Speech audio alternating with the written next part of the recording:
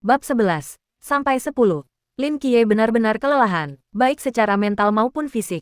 Ia sungguh tidak menyangka hal ini akan terjadi di hari pertamanya di sekolah baru. Bertemu monster, dikhianati teman-teman sekelasnya. Pertarungan berbahaya. Matanya terbuka secara misterius. Lalu seorang paman super tiba-tiba muncul dan menyelinap pergi. Lin Qiye tidak bodoh. Ia tahu pengalamannya malam ini pasti menyentuh sisi tersembunyi dunia ini. Monster pemakan wajah manusia. Cahaya keemasan yang terpancar dari tubuhnya, dan pria yang mengalahkan monster itu sendirian. Pria itu bukan orang biasa, dan dilihat dari laporan walkie-talkie-nya, pasti ada organisasi besar di belakangnya, mungkin tersembunyi di dunia, yang secara khusus menangani peristiwa-peristiwa aneh ini. Ia melihat cahaya di tubuhnya, dan mungkin bahkan melihatnya membunuh monster itu sendirian, jadi ia ingin merekrutnya. Bohong jika ia mengatakan ia tidak penasaran dengan sisi tersembunyi itu. Ia ingin tahu apa yang ia temui malam ini, dan apa yang terjadi padanya, tetapi ia tak ingin terseret ke dalam pusaran ini karena rasa ingin tahunya. Beberapa rahasia, begitu diketahui, tak akan pernah bisa dibohongi. Ia tak ingin menjadi pahlawan yang melindungi umat manusia, yang ingin ia lindungi hanyalah rumahnya sendiri. Tak lama kemudian, ia pun tertidur. Kabut yang familiar turun kembali. Dalam mimpinya, Lin Qiye melihat sekeliling dan mendesah tak berdaya. Masih tak mau melepaskanku. Aku melawan monster saat terjaga. Dan sekarang mereka datang mengetuk pintuku saat aku tertidur. Hidupku sengsara. Lin Qiye melangkah beberapa langkah dengan mudah. Dan tak lama kemudian, gambaran sebuah rumah sakit jiwa muncul di hadapannya. Pada plakat kuno di sebelah kanannya, sebaris karakter besar terukir. Rumah sakit jiwa dewa. Lin Qiye berhenti di depan gerbang, meraih cincin di belakangnya. Saat ujung jarinya menyentuh cincin itu, seluruh tanah bergetar sedikit. Kabut di sekitarnya tiba-tiba bergejolak. Lin Qiye, yang menggenggam cincin itu, benar-benar kebingungan. Apa-apaan ini? Aku bahkan belum mengetuk. Kenapa bergetar? Sebelumnya tidak seperti ini. Tiba-tiba, sebuah ide melintas di benaknya bagai kilat. Mungkinkah karena ia membuka matanya hari ini? Lin Qiye menundukkan kepalanya, menatap tubuh yang ada dalam mimpinya. Matanya perlahan berbinar. Sebelumnya, tubuh Lin Qiye dalam mimpinya semi-transparan, rapuh seperti kabut yang melayang. Namun hari ini, tubuhnya terasa lebih padat, meskipun masih tanpa wujud fisik. Ia tak lagi transparan. Ia tiba-tiba mengangkat kepalanya, menatap pintu yang telah menghalangi jalannya selama 5 tahun. Tatapannya semakin tajam. Hari ini, mungkin berhasil. Ia menarik napas dalam-dalam, menggenggam cincin di tangannya erat-erat, dan membantingnya ke pintu.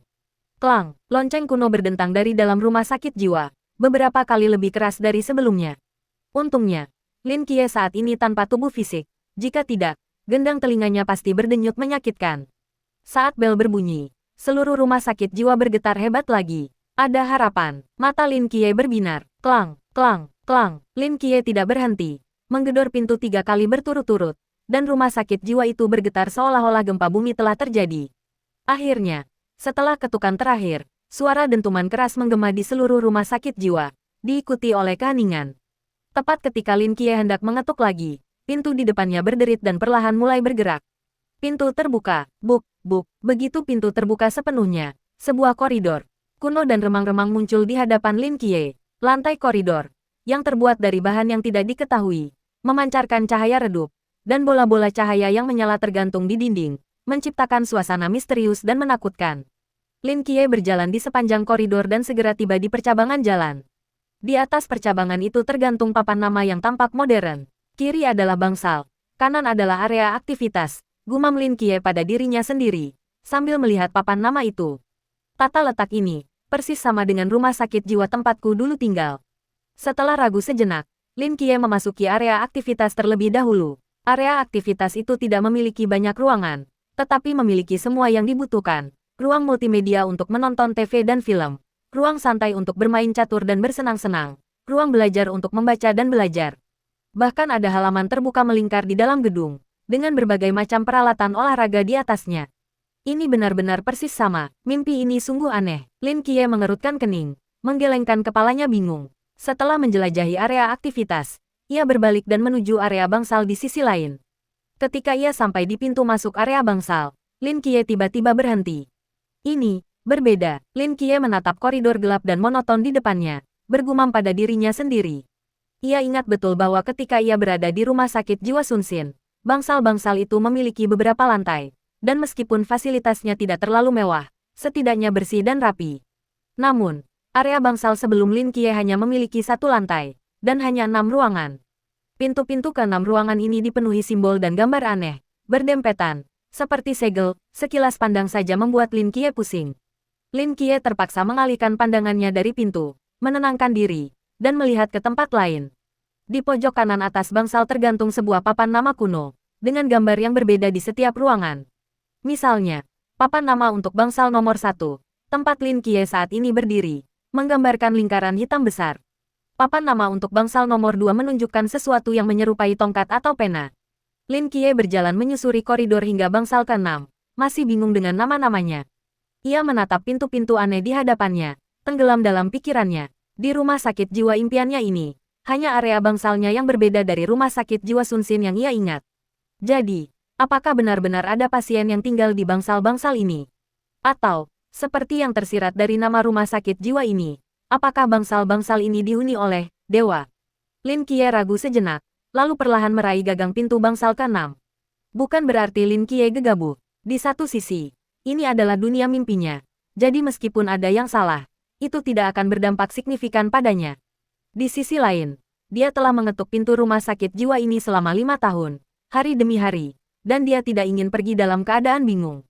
Tanpa sadar, dia merasa mungkin ada rahasia di dalam rumah sakit jiwa ini yang berhubungan dengannya. Kalau tidak, mengapa tata letaknya persis sama dengan rumah sakit jiwa Sun Xin tempat dia tinggal? Tangan Lin Qiye perlahan mendekat, ujung jarinya menyentuh gagang pintu dengan ringan, sensasi dingin yang sedikit menyelimutinya.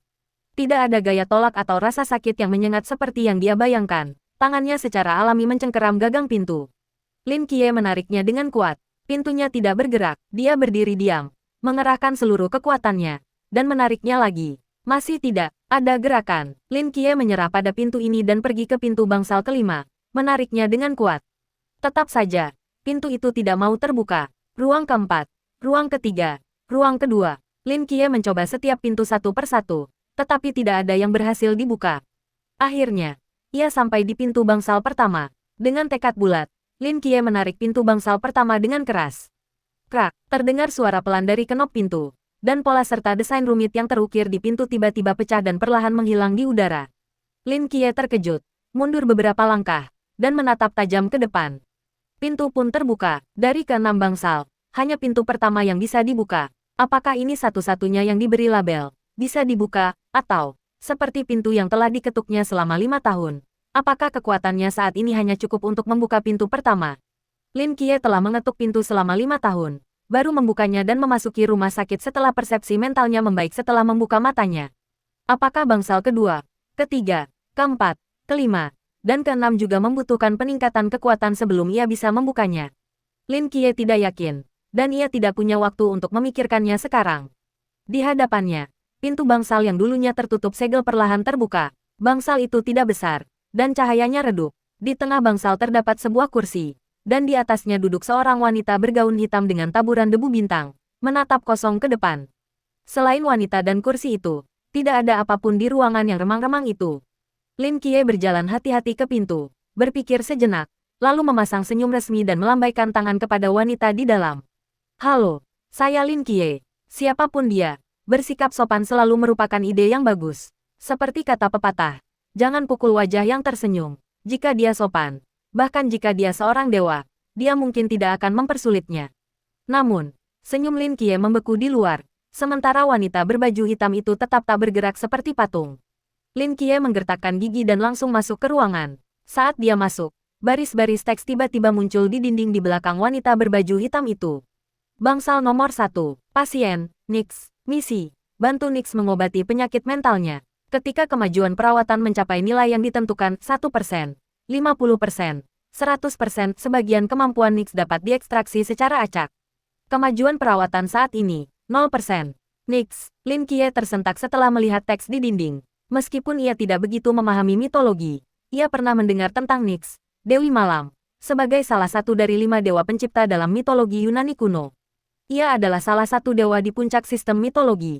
Jadi, wanita yang tampak kusam di hadapannya ini adalah Dewi Malam yang tersohor itu. Sikapnya yang dingin dan elegan, fitur wajahnya yang sempurna, dan rambut hitamnya yang panjang dan tergerai jatuh di punggungnya seperti air terjun. Gaun hitamnya yang bertabur bintang, sedalam malam, menonjolkan kulitnya yang putih, membuatnya tampak sehalus puncak-puncak yang tertutup salju.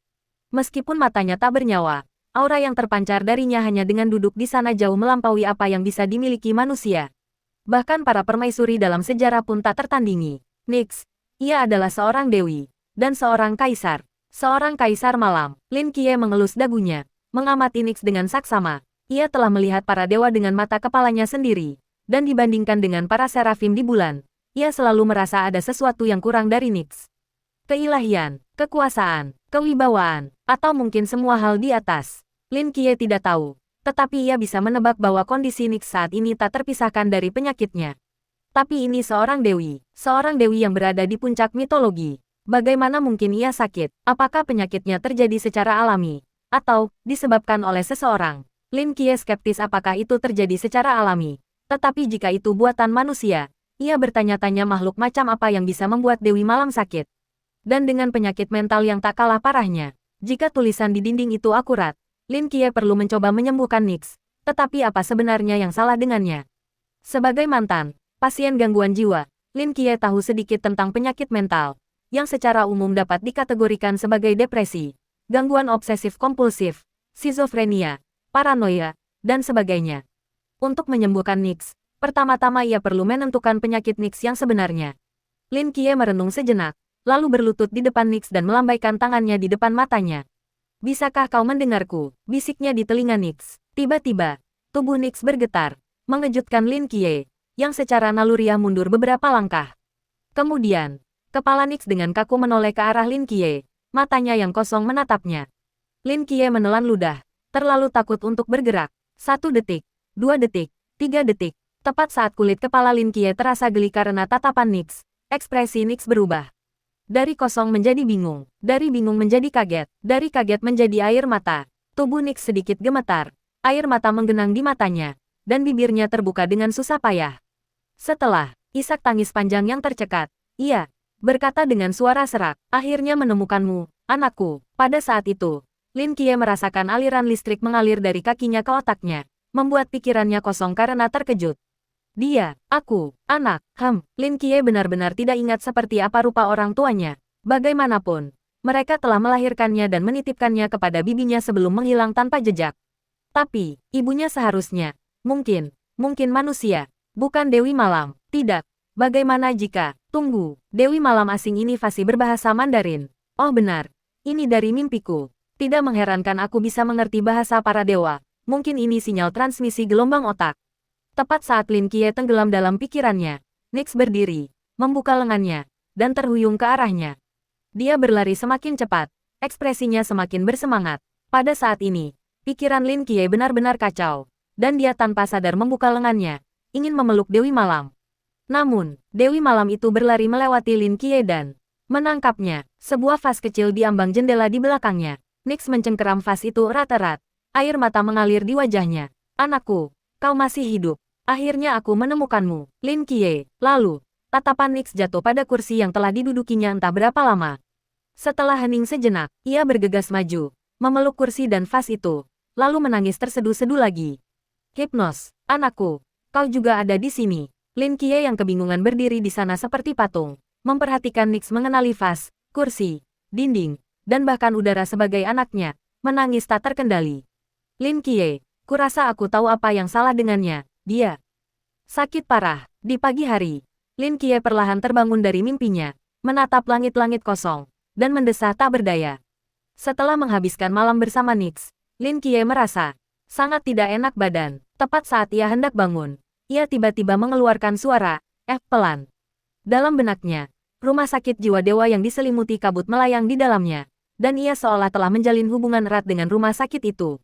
Kini, ia tak perlu tidur dan bisa memproyeksikan kesadarannya ke rumah sakit jiwa itu kapan saja. Apakah ini manfaat membuka gerbangnya? Lin Qiye akan mencoba menghubungkan kesadarannya ke rumah sakit jiwa dan langsung merasakan semua yang terjadi di dalamnya. Tentu saja, ia tetap tak bisa memasuki 5 bangsal yang tersegel. Saat ini, Nyx sedang berada di halaman, memegang vas dan kursi, berbicara sendiri di udara di sampingnya, seolah mengatakan sesuatu. Lin Qiye duduk di tempat tidur, menggosok matanya dengan frustrasi. Penyembuhan, aku bukan dokter. Bagaimana aku bisa membantunya sembuh? Tiba-tiba, Mata Lin Qiye berbinar, seolah teringat sesuatu. Mata Lin Qiye sedikit menyipit, dan senyum tersungging di bibirnya. Kota Changnan, sebuah gedung tinggi, berderit, pintu perlahan terbuka, dan Zhao Kongcheng masuk dengan lesu, sesekali mendesah. Zhao tua, ada apa? Tanya kelima orang yang duduk di dalam, agak terkejut dengan penampilan Zhao Kongcheng. Apakah kau terluka tadi malam? Dilihat dari ekspresimu, kau mungkin sedang patah hati. Sialan. Zhao tua, apakah istrimu akan menceraikanmu? Jangan bicara omong kosong. Kelima orang itu berspekulasi di antara mereka sendiri. Dan setelah beberapa saat, Zhao Kongcheng yang diam mendesah pelan. Apakah aku benar-benar seburuk itu? Kelima orang itu memutar mata serempak, pura-pura tidak mendengar, dan melanjutkan pekerjaan mereka masing-masing. Ada yang mengasah pisau, ada yang membersihkan senjata, ada yang bermain ponsel, ada yang tidur.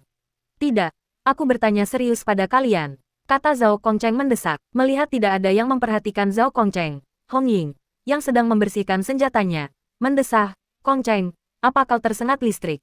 Kurang lebih, Zhao Kongcheng terdiam sejenak. Aku bertemu dengan pemilik alam terlarang emas itu tadi malam.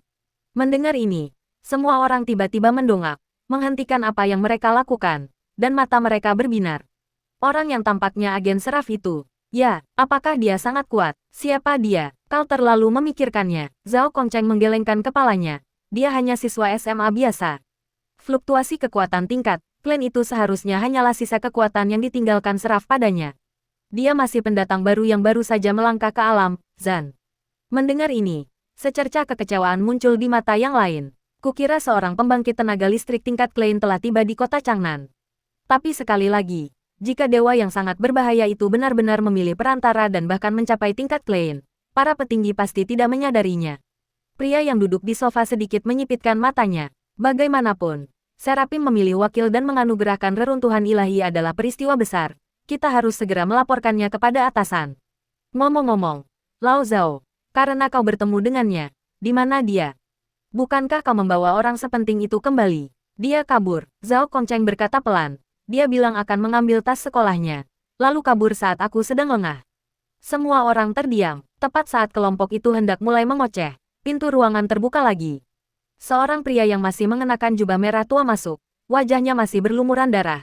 Langkahnya berat seperti timah.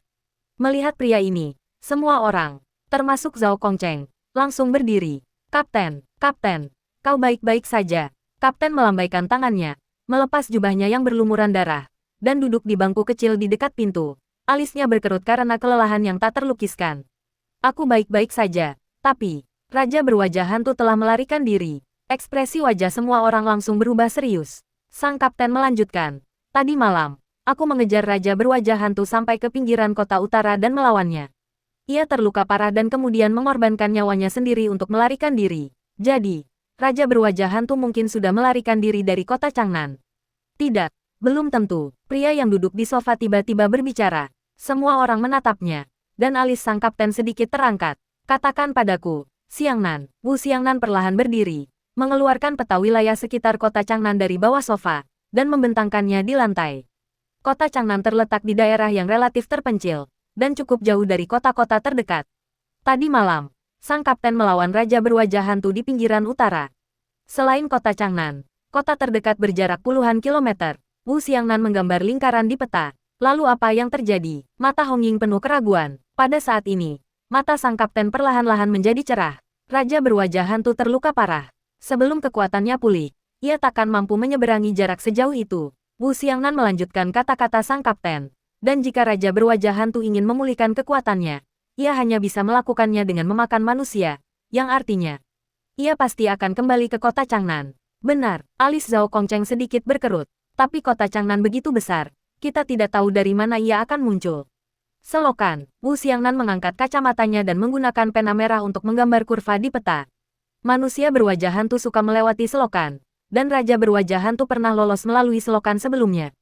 Hanya ada satu selokan yang menghubungkan pinggiran utara, yang berarti kemunculan raja berwajah hantu kemungkinan besar ada di suatu tempat di sepanjang selokan ini. Segera kirim orang untuk mencari di sepanjang selokan ini. Kali ini, kita sama sekali tidak boleh membiarkannya lolos. Kilatan dingin melintas di mata sang kapten, dan ia segera memberi perintah.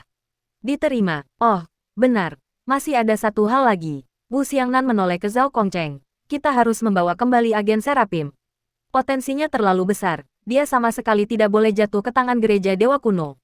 Dalam arti tertentu, masalah ini lebih diprioritaskan daripada melenyapkan raja berwajah hantu. Zhao Kongcheng langsung membusungkan dadanya. Serahkan saja padaku. Aku sendiri yang akan membawa anak ini kembali. Bukankah dia kabur? Kau masih bisa menemukannya. Gumam Hong Ying pelan. Dia memakai seragam SMP kedua. Aku akan menunggunya di gerbang sekolah hari ini. Aku yakin aku tidak bisa menangkapnya. Senyum percaya diri muncul di bibir Zhao Kongcheng. Kakak, kenapa kamu tidak ke sekolah hari ini? Yang Jin menatap Lin Qiye, yang tidak mengenakan seragam sekolah atau membawa tas sekolah, dan bertanya dengan rasa ingin tahu. Aku ada urusan hari ini, jadi aku tidak akan pergi. Lin Qiye membuka pintu sambil memakai sepatunya. Apakah Bibi masih tidur? Dia baru pulang 1 jam yang lalu. Aku tahu, nanti sekolahnya lebih awal. Jangan seperti aku. Oke, Lin Qiye menutup pintu. Diam-diam melepas kain satin hitam yang menutupi kacamatanya, lalu memasukkannya ke dalam saku. Matanya sudah pulih, tetapi dia belum memberitahu bibinya atau Yang Jin. Pertama, bibinya bekerja shift malam tadi malam, jadi mereka tidak bertemu. Kedua, Lin Qiye baru saja mendapatkan mata ini dan belum bisa sepenuhnya mengendalikan kekuatannya. Cahaya keemasan terkadang masih muncul tiba-tiba dari kedalaman matanya, meskipun tidak terlalu kentara. Tetapi jika bibinya dan yang lainnya melihatnya, mereka pasti akan memaksanya untuk memeriksakan matanya lagi, yang akan membuang-buang uang. Ia ingin menunggu hingga ia bisa sepenuhnya mengendalikan matanya sebelum mengumumkan berita itu. Namun karena ia sudah keluar, Lin Qiye merasa tak perlu lagi mengenakan gaun satin hitam itu, terlalu mencolok. Lin Qiye mengeluarkan kacamata hitam yang dibelikan Yang Jin untuknya, memakainya, dan melangkah menuju halte bus. Setelah lebih dari 1 jam perjalanan yang bergelombang, Lin Qiye akhirnya tiba di tujuannya. Rumah sakit jiwa Sunsin. Terakhir kali Lin Qiye ke sana adalah 10 tahun yang lalu. Selama 10 tahun itu, Lin Qiye telah banyak berubah. Begitu pula rumah sakit jiwa itu. Semua dinding lama telah direnovasi. Gerbangnya 2 kali lebih lebar dari sebelumnya. 2 gedung pencakar langit modern telah menggantikan bangunan 3 lantai yang asli. Dan bahkan 6 karakter, rumah sakit jiwa Sunsin, kini telah disepuh dan dicap.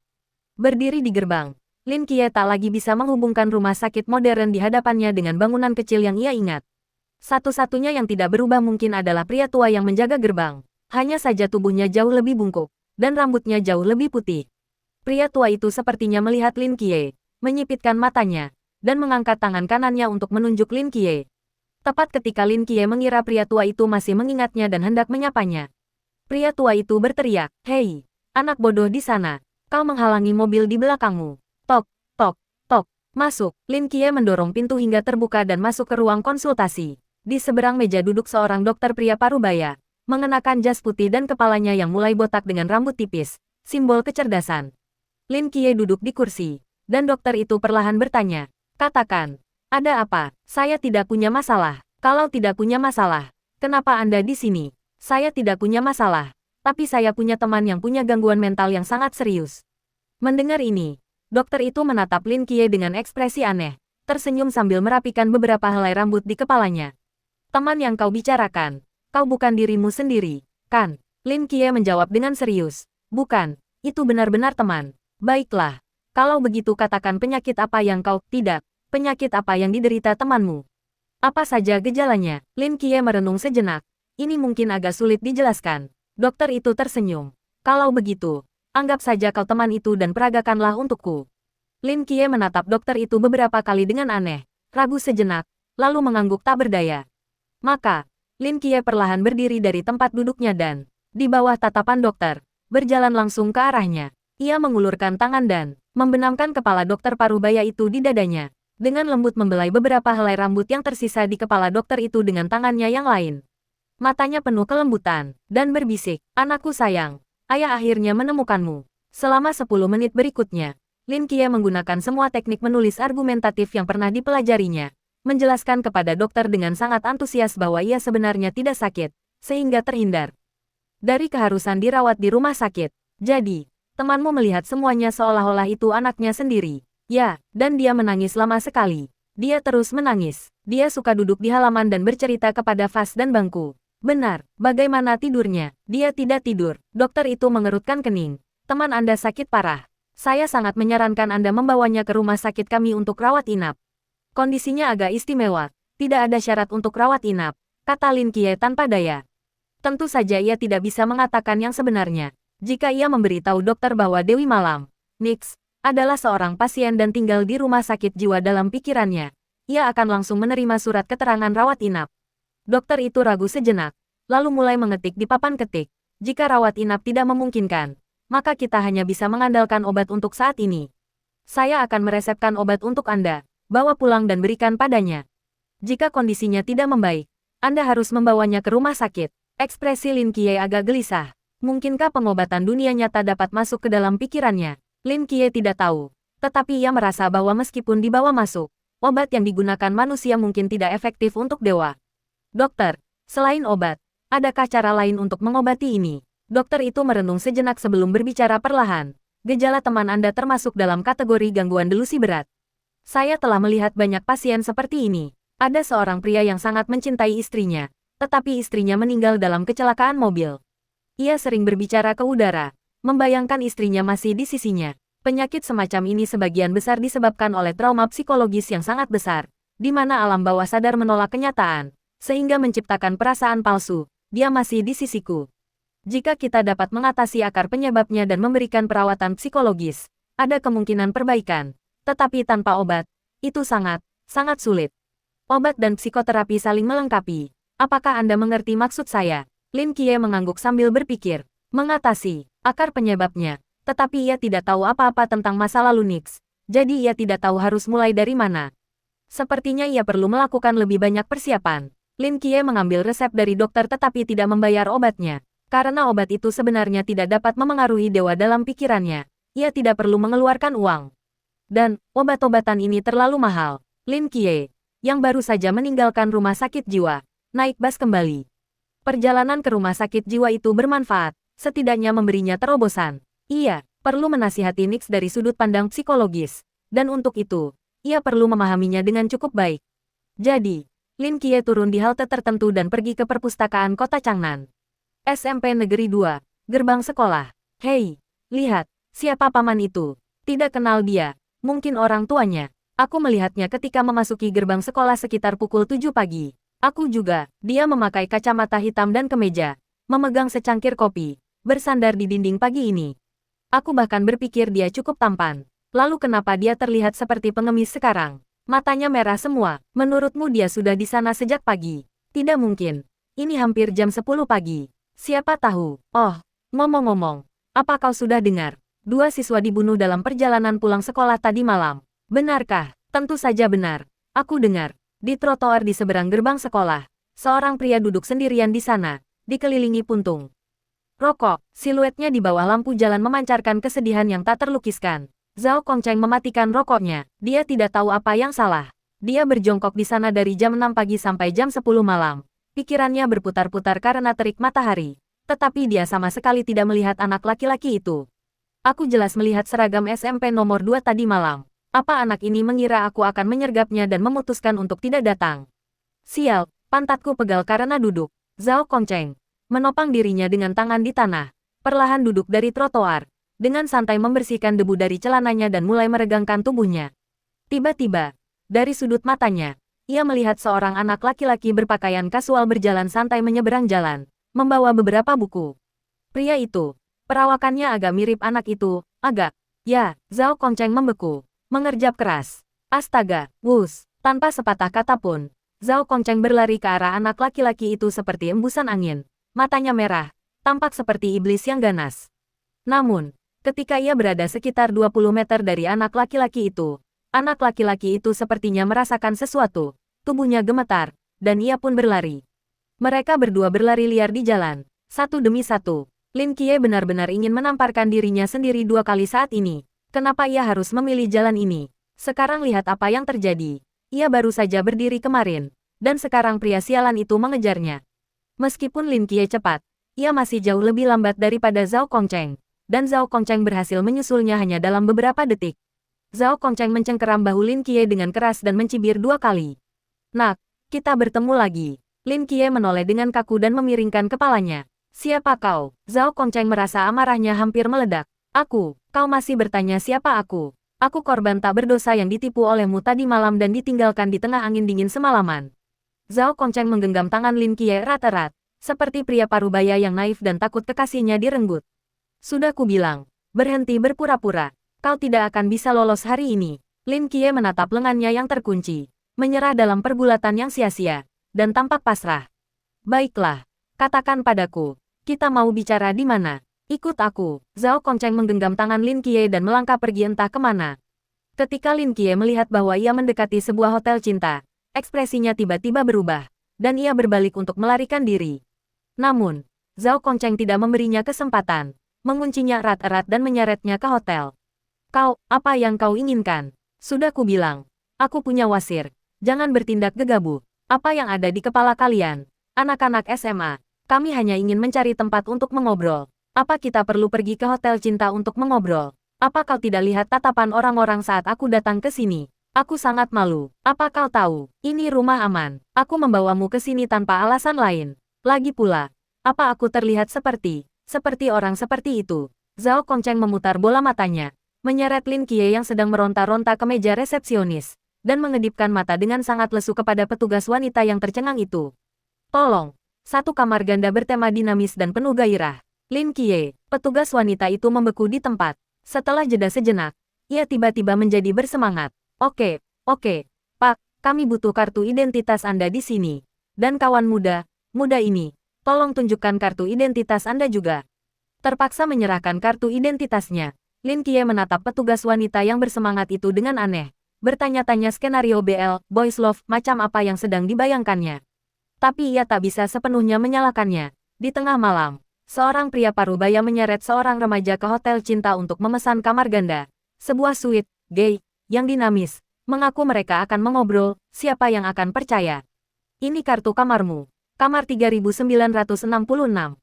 Selamat menginap. Petugas wanita itu tersenyum melihat ekspresi Lin Qiye yang pasrah. Matanya hampir menyipit. Tinju Lin Qiye mengeras. Kenapa kau berdiri di sana?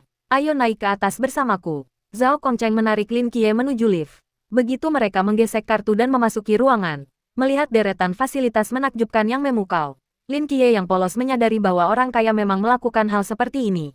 Sungguh mengasyikkan. Zhao Kongcheng mengunci pintu sebelum melepaskan Lin Qiye. Ia langsung berjalan ke ranjang listrik dan duduk. Tubuhnya yang kaku seharian akhirnya rileks. Jangan tegang begitu. Ini cuma obrolan, kata Zhao Kongcheng sambil tertawa melihat ekspresi tegang Lin Qiye. Lin Qiye menghela napas dan duduk di sofa dekat pintu. Apa yang ingin kau bicarakan denganku? Tentu saja, tentangmu. Lin Qiye, laki-laki, 17 tahun, lajang, tinggi 175 cm. Berat badan. Kau tahu bukan itu yang kubicarakan. Zhao Kongcheng mengusap dahinya, menunjuk mata Lin Qiye dengan jari lainnya. Maksudku matamu. Lin Qiye terdiam. Kau pernah bertemu Michael? Mendengar ini, tubuh Lin Qiye sedikit gemetar. Setelah ragu cukup lama, ia mengangguk pelan. Benar saja, pria ini tahu banyak, dan kekuatan di baliknya jelas tidak sederhana. Kalimat ini juga mengungkapkan informasi penting bagi Lin Qiye. Seraphim yang ditemuinya 10 tahun lalu sebenarnya adalah Raja Malaikat yang terkenal, Michael. Melihat Lin Qiye mengangguk, Zhao Kongcheng akhirnya merasa lega, dan tatapannya ke arah Lin Qiye berangsur-angsur menjadi lebih intens. Mengapa dia mencarimu? Apa yang dia katakan kepadamu? Sejauh mana kau bisa menggunakan reruntuhan terlarang sekarang? Pertanyaan Zhao Kongcheng datang bagai rentetan peluru. Lin Qiye sedikit mengernyit dan menggelengkan kepalanya. Kau terlalu banyak bertanya. Zhao Kongcheng menyadari bahwa ia agak keterlaluan dan terkekeh canggung. Ya, kau pasti punya banyak pertanyaan sekarang. Biar aku yang menjawabnya. Tanyakan apapun yang ingin kau ketahui. Lin Qiye merenung sejenak, menatap mata Zhao Kongcheng, dan mengajukan pertanyaan pertama. Apakah dewa-dewa dari mitologi benar-benar ada di dunia ini? Ya, Zhao Kongcheng mengangguk tanpa ragu. Tapi tidak semua dewa ada. Apa maksudmu? Zhao Kongcheng merenung, seolah mencoba mencari tahu dari mana harus memulai.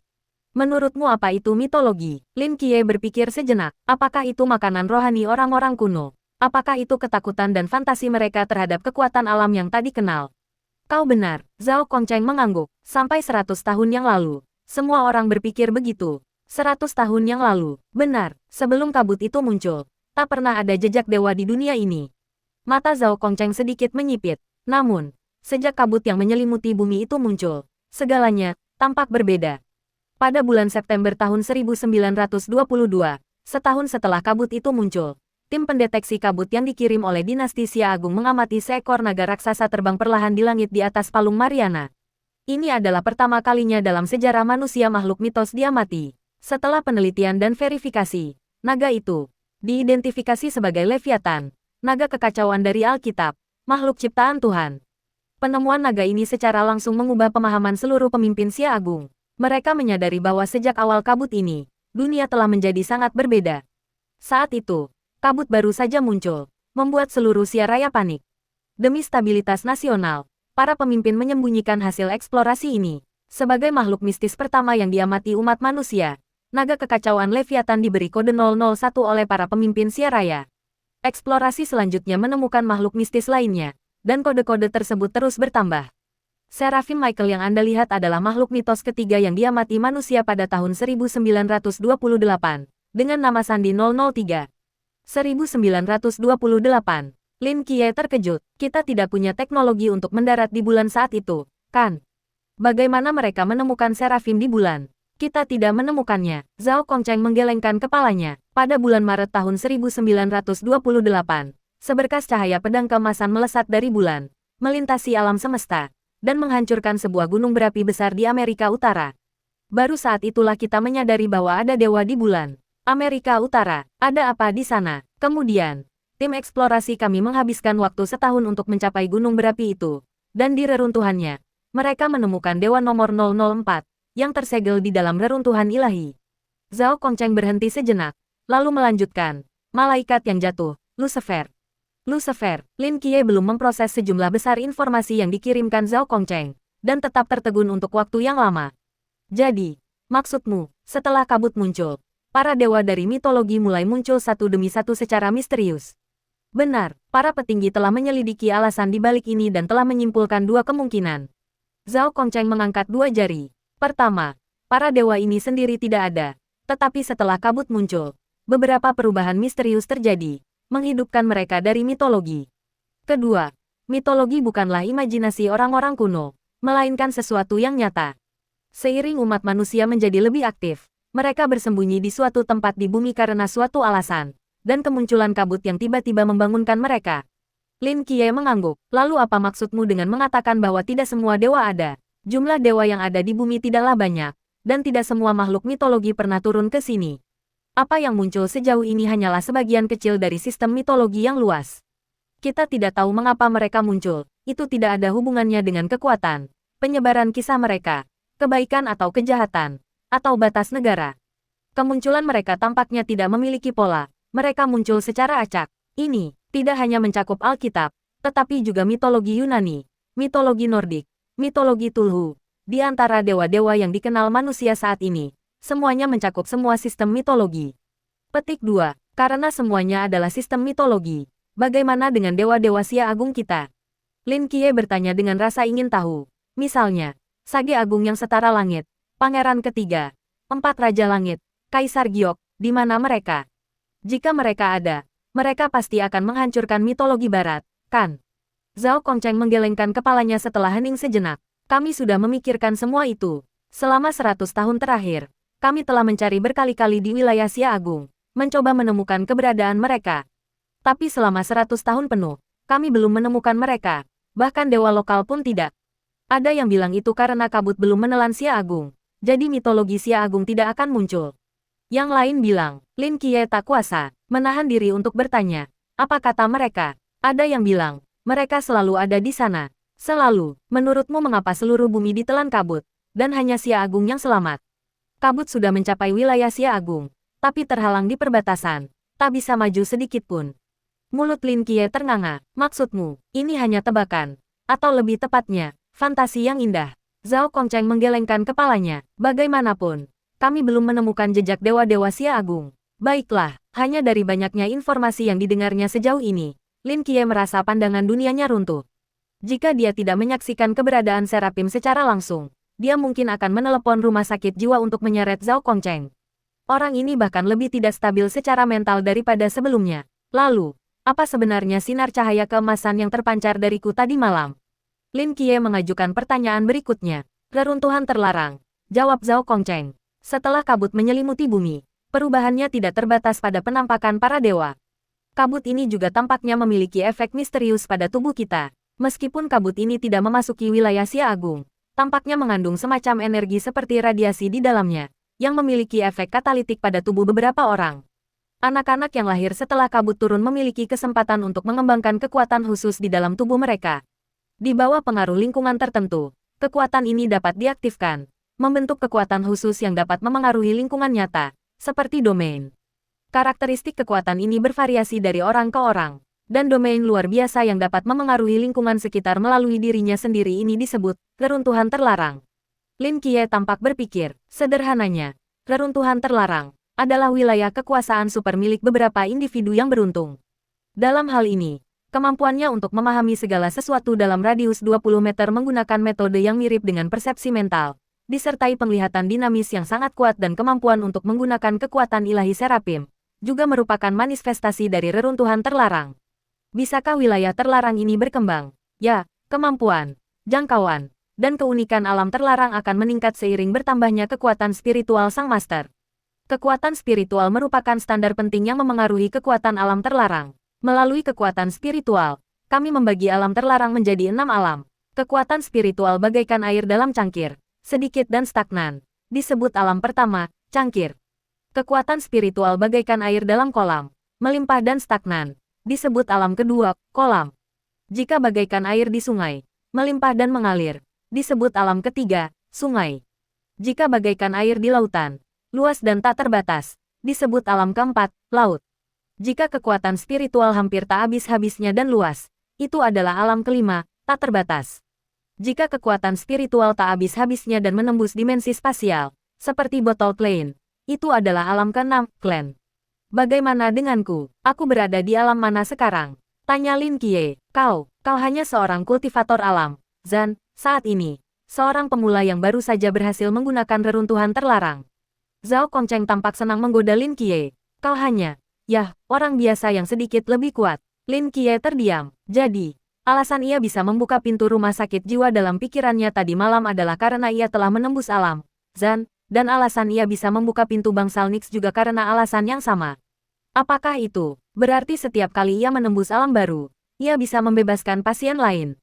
Dan kau sangat kuat. Kau berada di alam apa? Tanya Lin Qiye, menatap Zhao Kongcheng. Zhao Kongcheng tersipu, lalu menoleh dengan canggung untuk melihat keluar jendela. Aku tidak memiliki reruntuhan terlarang. Jadi wajar saja aku tidak punya kekuatan spiritual. Kau tidak memiliki reruntuhan terlarang. Mata Lin Qiye melebar. Lalu bagaimana kau membunuh monster itu? Lin Qiye benar-benar terkejut, bahkan dengan penglihatan dinamisnya yang abnormal. Ia hanya mampu menghadapi monster itu dengan pas-pasan. Zhao Kongcheng telah benar-benar mengalahkannya. Bagaimana mungkin orang sekuat itu tidak memiliki reruntuhan terlarang? Benda itu disebut manusia berwajah hantu. Koreksi Zhao Kongcheng. Aku membunuhnya hanya karena latihan bertahun-tahun dan pengalaman tempur yang kaya. Sebelum bergabung dengan Night Watch, aku adalah seorang prajurit pasukan khusus, tipe yang mahir dalam pertempuran jarak dekat. Zhao Kongcheng melanjutkan, ada 3 cara untuk mendapatkan reruntuhan terlarang. Pertama, seperti yang baru saja aku sebutkan, hanya segelintir orang beruntung yang terlahir dengan bakat untuk menggunakan reruntuhan terlarang.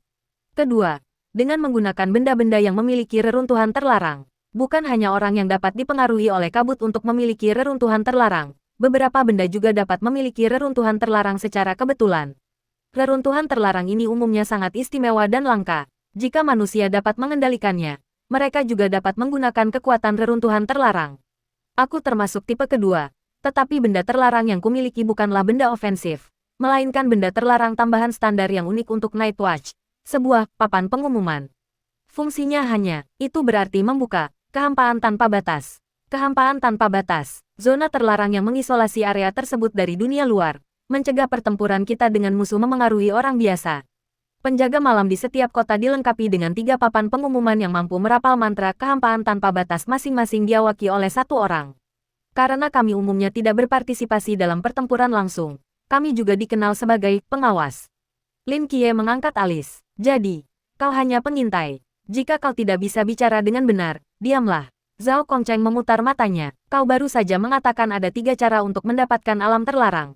Bagaimana dengan yang terakhir? Yang terakhir adalah anugerah dewa, yang merupakan situasimu. Ekspresi Zhao Kongcheng berubah serius. Beberapa dewa akan memberikan sebagian kekuatan mereka kepada manusia yang mereka pilih, menjadikan mereka agen mereka di bumi. Alam terlarang yang dianugerahkan oleh para dewa ini juga disebut alam dewa. Namun, sebagai imbalan atas kekuatan yang diperoleh, agen tersebut juga akan menerima instruksi dari dewa. Ada yang untuk menghancurkan umat manusia, ada yang untuk melindungi umat manusia, dan ada yang untuk membantu dewa menemukan sesuatu. Singkatnya, umumnya, seorang dewa hanya memiliki satu agen, dan agen tersebut mewakili kehendak dewa. Sebagian besar dari sekitar selusin agen dewa yang telah muncul sejauh ini adalah agen dewa jahat yang mencoba menghancurkan tatanan manusia baru dan mengembalikan dunia ke dalam kekacauan. Mereka telah menciptakan sebuah organisasi bernama Gereja Dewa Kuno. Ada juga agen dewa yang baik hati, tetapi jumlahnya sangat sedikit. Mengenai berapa banyak agen dewa netral yang ada, kami tidak tahu.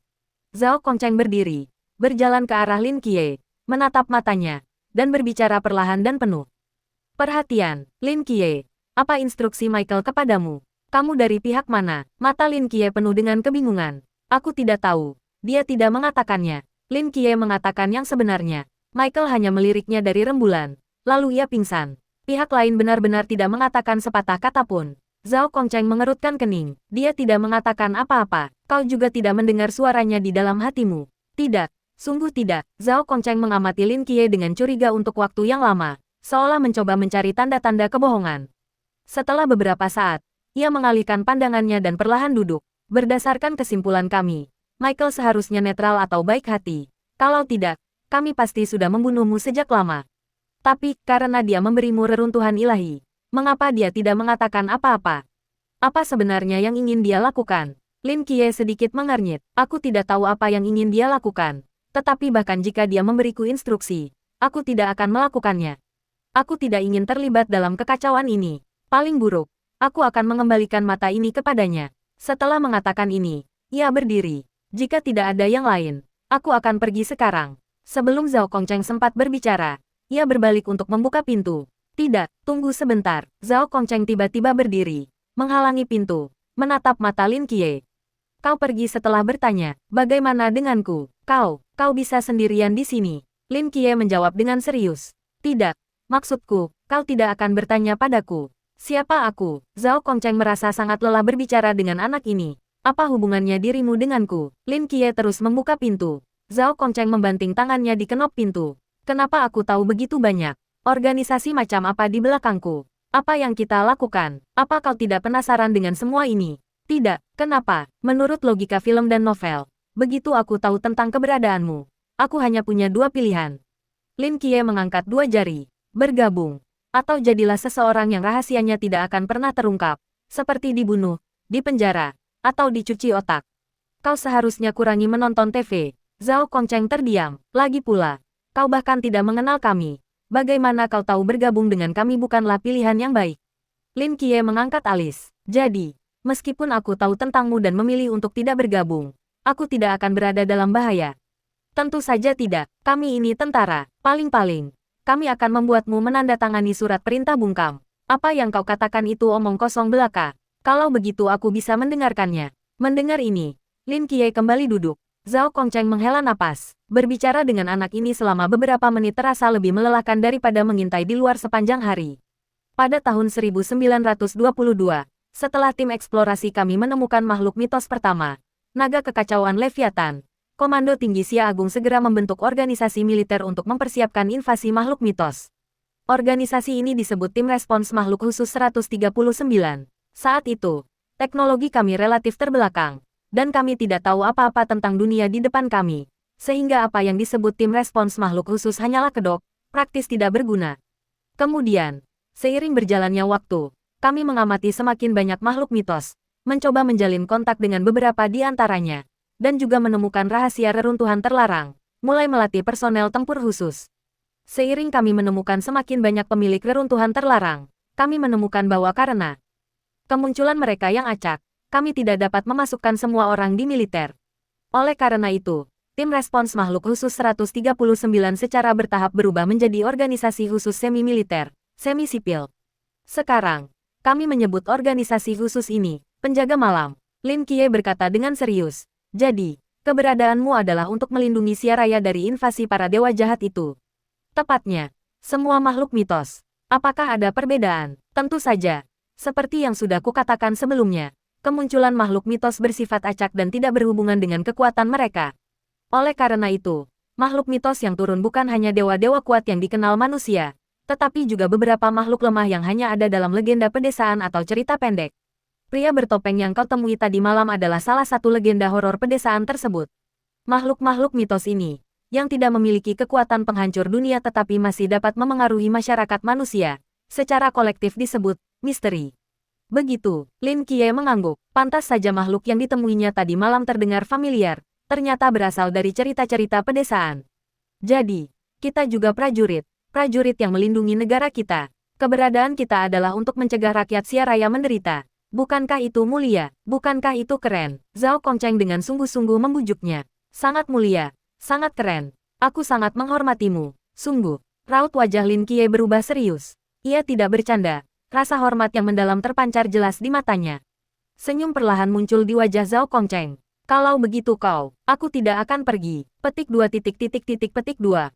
Senyum Zhao Kongcheng membeku. Kenapa? Aku tidak bisa pergi. Tatapan mata Lin Qiye penuh keseriusan. Aku punya banyak hal yang harus kulakukan. Apa yang lebih penting daripada melindungi negara kita? Aku punya bibi dan sepupu. Lin Qiye menatap keluar jendela. Ekspresinya tenang. Bibiku memang tidak tua. Tapi demi Ajin dan aku, orang tak berguna ini, dia sudah bekerja siang malam di pabrik selama 10 tahun berturut-turut, dan sekarang kesehatannya menurun. Dia keras kepala sekali, bahkan sambil menggosok-gosok lehernya di ruang tamu sampai air mata mengalir di wajahnya. Dia tetap bersikeras sedang yoga, dan bilang itu baik untuk kesehatannya. Aku duduk tepat di hadapannya, dan dia pikir aku tidak bisa melihatnya. Dia hidup terlalu hati-hati, dan terlalu keras. Sepupuku sangat pintar dan berbakti, tapi sayangnya, aku terlalu muda untuk menghidupi keluarga ini. Aku punya banyak hal yang harus dilakukan. Aku harus mencari uang untuk menghidupi mereka, membeli rumah besar untuk bibi dan sepupuku, dan memastikan bibiku tidak perlu menderita di pabrik ilegal itu lagi. Aku harus membiayai kuliah sepupuku agar dia dan bibiku bisa hidup dengan baik. Selama 10 tahun terakhir, mereka tak pernah meninggalkanku. Beban ini.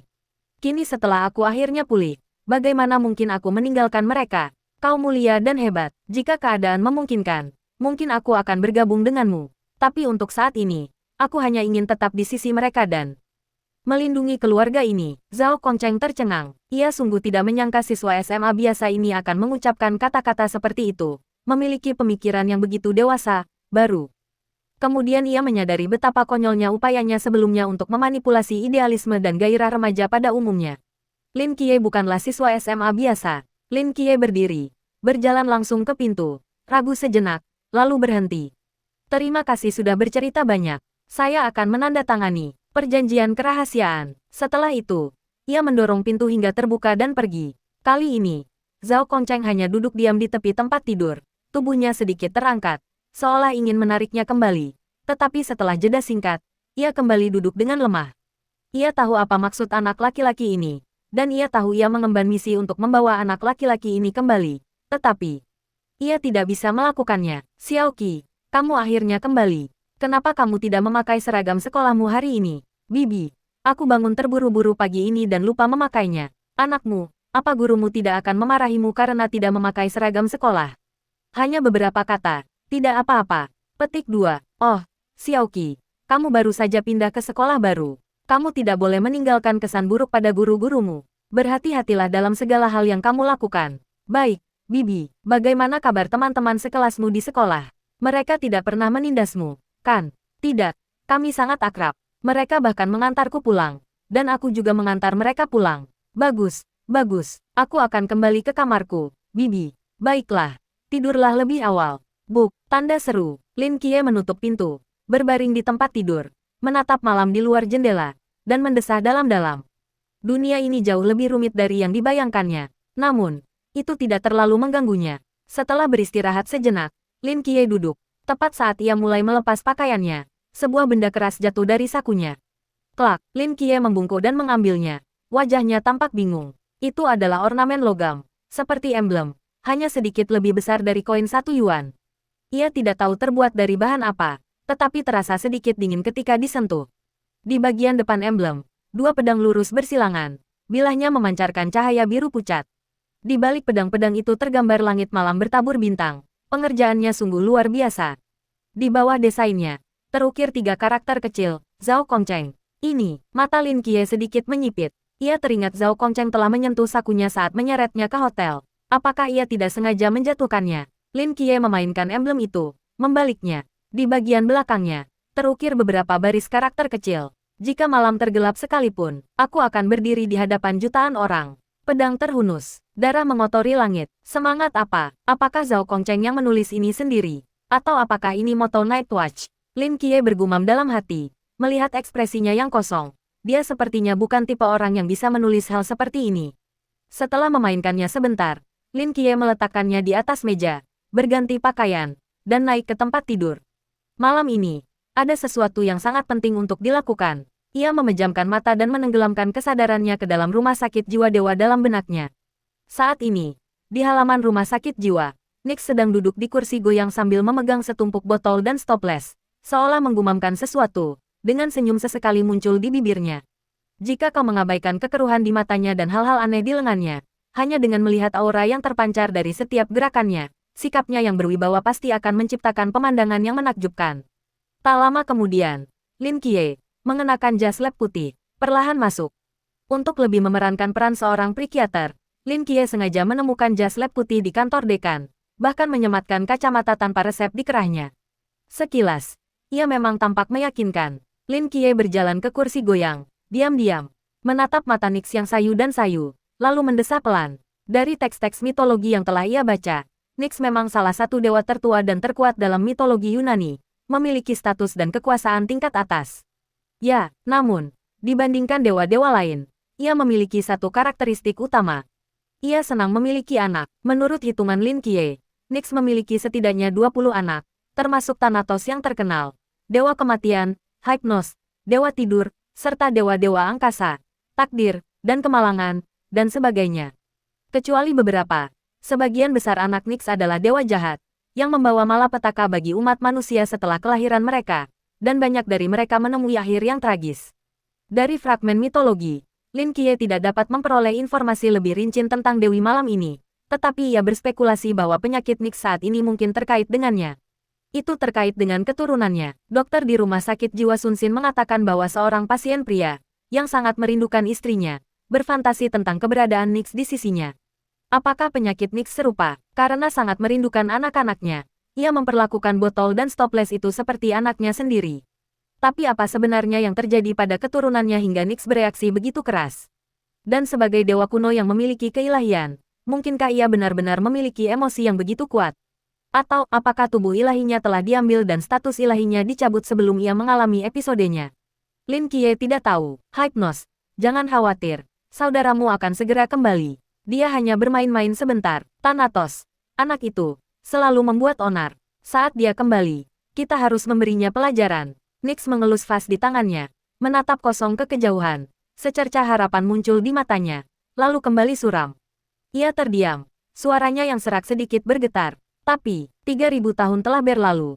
Mengapa dia belum juga kembali? Saat Lin Qiye menyaksikan adegan ini, entah kenapa, rasa duka membuncah di hatinya. Siapa sangka Dewi Malam yang dulu agung dan perkasa kini menjadi begitu tak berdaya dan rendah hati. Ia adalah Dewi Malam, sekaligus seorang ibu yang menanti kepulangan anaknya. Untuk menyembuhkan penyakitnya, kita harus mengatasi akar permasalahannya.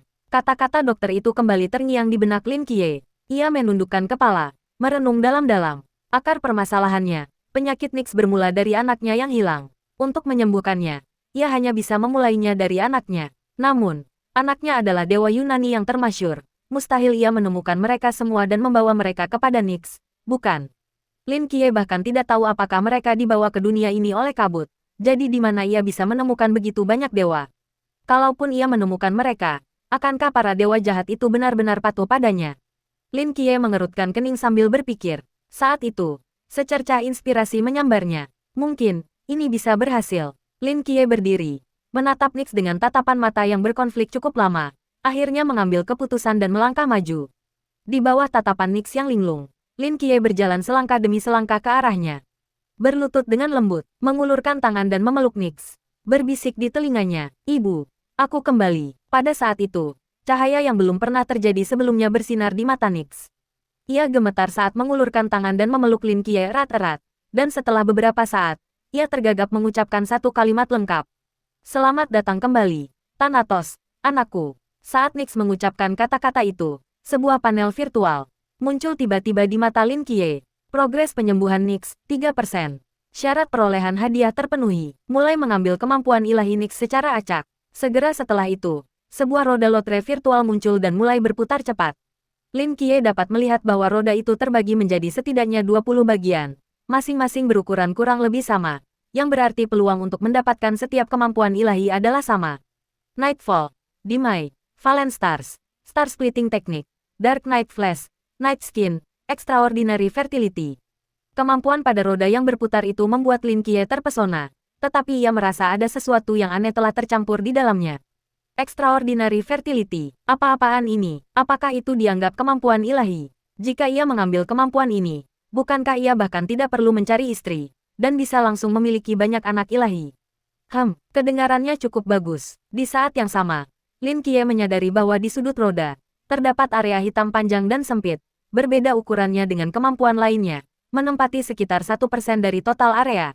Nama kemampuan ilahi ini adalah, tidak diketahui. Tidak diketahui, apa artinya, tapi itu tidak penting. Lin Qiye yakin bahwa dengan keberuntungannya yang buruk, ia mungkin tidak akan mendapatkan, tidak diketahui, bahkan setelah 1000 kali mencoba. Lin Qiye menarik napas dalam-dalam, menatap tajam ke roda yang berputar di depannya. Dengan sebuah pikiran, roda itu mulai melambat, penunjuknya menyapu berbagai kemampuan, akhirnya berhenti di satu. Penari malam berbintang. Lin Qiye mendesah tak berdaya saat melihat kata-kata ini. Dilihat dari namanya, kemampuan ini jauh lebih rendah daripada teknik membelah bintang atau bintang jatuh. Tapi untungnya, itu bukan reproduksi luar biasa. Keberuntungan ini, sungguh pantas untukku. Saat penunjuk berhenti, roda berputar di depan Lin Qiye perlahan menghilang. Hanya menyisakan 4 karakter, penari malam berbintang, yang melayang tanpa suara di udara. Warnanya semakin pekat. Lin Qiye mengulurkan tangan dan menggenggamnya. Segera setelah itu, keempat karakter itu berubah menjadi seberkas cahaya hitam, mengalir ke tubuh Lin Qiye. Lin Qiye merasakan energi misterius dengan cepat mengubah tubuhnya, seolah-olah seluruh keberadaannya, dari jiwa hingga daging, sedang dibersihkan, terasa sangat nyaman. Perasaan ini sungguh menakjubkan. Keadaan ini berlangsung sekitar 5 detik, dan setelah sepenuhnya menghilang, Lin Qiye jelas merasakan tubuhnya berbeda. Beberapa baris teks kecil perlahan muncul di depan matanya. Penari malam berbintang, dalam kegelapan, kecepatan, kekuatan, daya tahan, dan kemampuan pemulihanmu 5 kali lipat dari biasanya. Dalam kegelapan, keberadaanmu sulit dideteksi. Dalam kegelapan, efek jeramu terhadap makhluk lain lebih kuat. Kau memiliki kemampuan untuk berkomunikasi dengan hewan nokturnal lainnya. Petik 2. Melihat ini, Lin Qiye tak kuasa menahan napas. Kemampuan yang tampaknya biasa saja ini sebenarnya luar biasa kuatnya, mengesampingkan semua hal lainnya. Fakta bahwa kecepatan, kekuatan, dan daya tahannya 5 kali lipat dari biasanya saja sudah luar biasa. Bahkan dengan atribut fisiknya yang biasa saja, jika ia berpartisipasi dalam triathlon di malam hari, ia pasti akan menjadi pemegang rekor dunia Guinness. Peningkatan 5 kali lipat akan membawa tubuhnya mendekati batas potensi manusia, dan ini hanya dengan bakat rata-ratanya. Jika ia menjalani pelatihan sistematis, Lin Qiye tidak dapat membayangkan seberapa jauh ia akan berkembang. Belum lagi kemampuan sembunyi-sembunyi dan komunikasi dengan hewan nokturnal di kemudian hari, yang sepenuhnya di luar jangkauan manusia. Lin Qiye menahan kegembiraannya dan menarik napas dalam-dalam. Ia benar-benar tidak berniat bergabung dengan Night Watch, juga tidak ingin melawan makhluk-makhluk mistis itu, tetapi ia tetaplah seorang siswa SMA. Mustahil baginya untuk tidak mendambakan kekuatan supernatural. Lagi pula, hanya dengan menjadi lebih kuat ia dapat melindungi keluarganya dengan lebih baik. Lin Qiye akhirnya tenang dan memfokuskan pandangannya pada Nix di depannya. Saat itu, Nix menatapnya dengan lembut, membelai rambutnya lembut, bergumam pada dirinya sendiri. Dan adus, kemana saja kau selama 3000 tahun terakhir? Tahukah kau betapa aku merindukanmu? Lin Qiye duduk diam di sana. Tatapannya ke arah Nix dipenuhi emosi yang rumit. Seperti dugaannya, bagi Nix dalam kondisinya saat ini, ia bahkan tidak bisa membedakan antara anaknya sendiri dan sebuah vas. Jadi bagaimana mungkin ia bisa mengenali bahwa Lin Qiye bukanlah anaknya? Ia sakit karena rindu, membayangkan segala sesuatu di sekitarnya sebagai anak-anaknya. Tetapi, botol-botol dan stoples itu ternyata bukan manusia sungguhan, dan tidak mau merespons Nix. Karena itu, ketika Lin Qiye, seseorang yang bisa bernapas, bergerak, dan memanggil ibu, muncul, Nix merasa seolah-olah ia hidup kembali, akhirnya menemukan jangkar spiritualnya. Ini adalah langkah pertama dalam membuka hatinya. Dan juga alasan mengapa kemajuan perawatan melonjak langsung menjadi 3%. Dan Adus, tahukah kau betapa adikmu merindukanmu? Peluk dia cepat. Nix tersenyum. Memegang vas di depan Lin Qiye. Lin Qiye, tak berdaya. Lin Qiye hanya bisa mengambil vas itu dan berpura-pura mengelusnya. Saat itu, dari sudut matanya, ia melihat saudara-saudari lainnya di pelukan Nix. Ia bergidik. Di pelukan Nix terdapat beberapa botol dan stoples, masing-masing berwarna berbeda dan berlabel. Di salah satu label, Lin Qiye dengan jelas melihat sebaris karakter besar. Haloperidol kegunaan ilahi. Lin Qiye menatapnya lekat-lekat, mulutnya menganga. Haloperidol, mengapa nama itu terdengar begitu familiar? Bukankah ini obat yang ada dalam daftar yang diberikan psikiater kepadanya tadi? Dan kemudian ada dua kata itu, kegunaan ilahi. Saat itu, Lin Qiye sepertinya menyadari sesuatu, dan ia tiba-tiba menjadi bersemangat. Ia menyerahkan vas itu kepada Nix dan buru-buru berkata, aku akan segera kembali. Lalu, bagai embusan angin, ia naik ke lantai 2 rumah sakit jiwa dan menemukan sebuah ruangan di ujung tangga. Ruang penyimpanan narkoba. Pintu ruangan itu terbuka. Nix pasti sudah ada di dalam sebelumnya. Kalau tidak, ia tak akan membawa begitu banyak adik laki-laki dan perempuan. Lin Qiye melangkah masuk, mengamati ruangan itu, dan akhirnya berhenti di depan lemari logam besar. Matanya semakin berbinar. Di hadapannya terbentang sederet obat-obatan. Obat-obatan ini beragam, dan sebagian besar digunakan untuk mengobati penyakit mental, termasuk haloperidol dan klorpromazin yang baru saja dilihatnya, serta sejumlah besar obat penenang. Setiap obat diberi label 2 kata, untuk dewa. Senyum tersungging di bibir Lin Qiye, ia seharusnya sudah menduga hal ini. Ini adalah rumah sakit jiwa untuk merawat para dewa, karena ini rumah sakit. Tentu saja ada ruangan-ruangan yang menyimpan obat-obatan, dan obat-obatan di dalamnya adalah obat-obatan khusus untuk konstitusi dewa. Ia tidak bisa membawa obat-obatan dunia nyata ke rumah sakit, tetapi ia bisa menemukan obat-obatan yang sesuai di sini yang manjur untuk para dewa. Ini membuat segalanya terasa jauh lebih mudah. Lin Qiye mengambil beberapa botol obat yang telah didaftarkan dokter tadi siang dan berlari turun ke samping Nix. Ini 2 pil sekali sehari, dan ini 1 pil 3 kali sehari, ingat minum. Nix menatap Lin Qiye dengan saksama, seolah-olah sekuntum bunga mekar di wajahnya, seolah tak menyadari kata-katanya. Sudahlah. Aku akan memberimu makan setiap hari. Lin Qiye mendesah tak berdaya melihat reaksi Nix. Mengharapkan orang dengan gangguan jiwa berat untuk ingat minum obat memang terlalu berlebihan. Mendengar kata-kata Lin Qiye, senyum langsung mereka di wajah Nix. Ia tersenyum sangat bahagia. Setelah memberi Nix obat, Lin Qiye menarik diri dari pikirannya dan perlahan-lahan tenggelam dalam mimpi.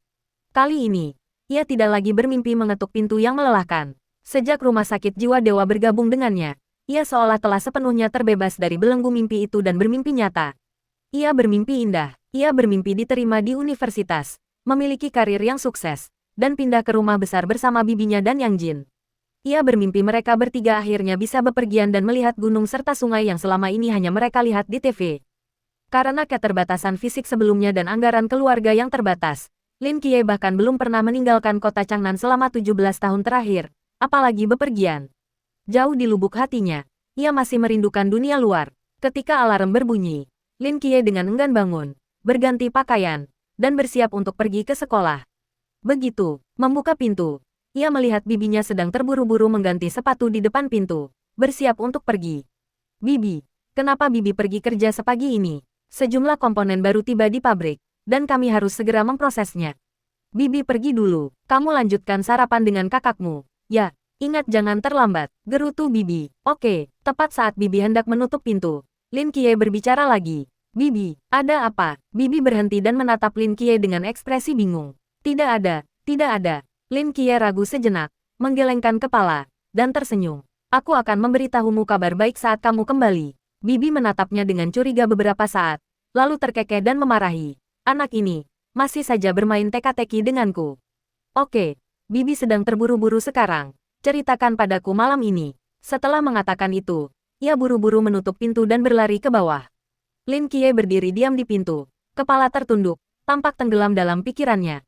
Tiba-tiba, ia tiba-tiba mengangkat kepalanya, seolah-olah telah mengambil keputusan, dan membuka pintu dengan sandalnya. Ia berdiri di pintu masuk tangga dan berteriak dari bawah. Bibi, aku bisa melihat. Sesaat kemudian, Lin Qiye mendengar suara gemerincing di lantai bawah tiba-tiba berhenti. Lalu suara bibinya terdengar gemetar dari lantai 5. Bibi, Coba ulangi. Bibi bisa melihat. Aku sudah lebih baik. Bibi. Setelah jeda singkat, serangkaian langkah kaki yang lebih tergesa-gesa datang dari bawah. Dan tak lama kemudian, bibinya yang terengah-engah berdiri di depan Lin Qiye. Bibirnya sedikit bergetar, tetapi sudut mulutnya tak bisa menahan diri untuk tidak terangkat. Bibi bisa melihat. Benarkah? Benarkah? Apakah kabur? Apakah Bibi melihat ganda? Apakah sakit? Apakah masih perih saat terkena cahaya? Tanda tanya petik 2. Tidak. Tidak, Bibi. Bibir Lin Qiye melengkung, dan ia mengulurkan tangan untuk membuka kain hitam yang menutupi matanya, memperlihatkan sepasang mata yang sangat indah yang perlahan terbuka. Aku sudah lebih baik, Bibi. Bibinya menatap kosong ke arah mata itu. Air mata menggenang tak terkendali. Ia tersenyum. Kerutannya mekar bak bunga. Meskipun usianya sudah 40-an, ia tersenyum seperti anak kecil. Selama 10 tahun, Lin Qiye belum pernah melihatnya tersenyum seperti itu. Bibinya memeluk Lin Qiye erat-erat, dan ia bisa dengan jelas merasakan tubuh Qiye sedikit gemetar.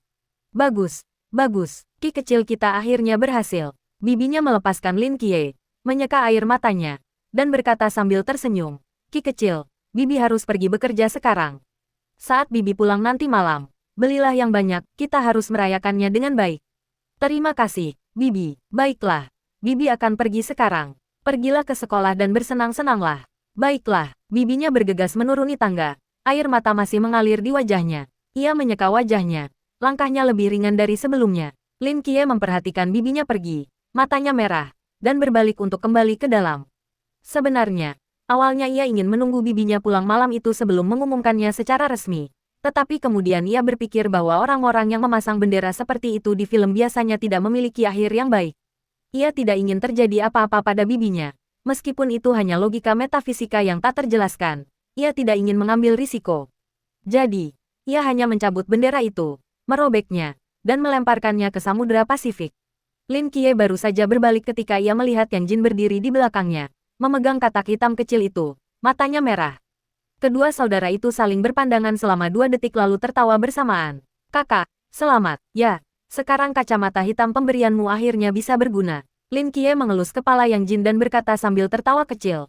Ayo makan, kakak, kita akan makan enak saat Bibi pulang malam ini. Oke, katak hitam kecil itu menjulurkan kepalanya dari pelukan Yang Jin dan menjilati tangan Lin Qiye. Guk. SMP kedua, ketika Lin Qiye memasuki kelas, seluruh kelas langsung hening.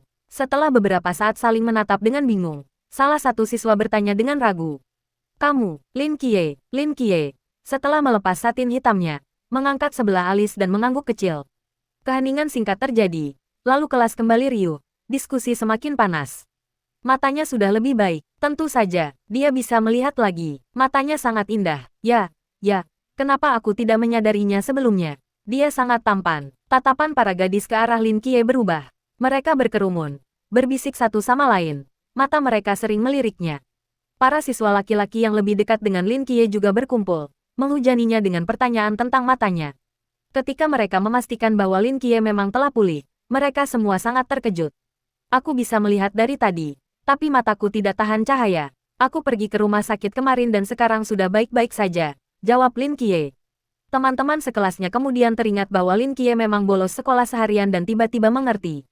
Di kelas yang ramai ini, hanya 2 orang yang tampak canggung. Liu Yuan duduk di sudut, kepalanya tertunduk, melirik Lin Qiye dari sudut matanya. Wajahnya tampak sangat malu. Ia ingat betul hari itu, saat terburu-buru melarikan diri, ia bertemu Lin Qiye. Setelah melarikan diri, ia berpikir bahwa Lin Qiye, yang buta, mustahil lolos dari cengkeraman monster itu. Meskipun sempat merasa bersalah, ia tak terlalu memikirkannya. Namun, yang tak ia duga adalah Jiang Qian yang tewas. Sementara Lin Qiye, yang paling tidak ia percayai, ternyata selamat. Dan penglihatannya pun pulih. Sesaat, Liu Yuan tak mampu menggambarkan perasaannya, malu, bersalah, frustrasi, atau menyesal. Meskipun Lin Qiye membelakangi Liu Yuan, persepsi mentalnya jelas melihat ekspresi rumit orang itu, dan matanya perlahan menyipit.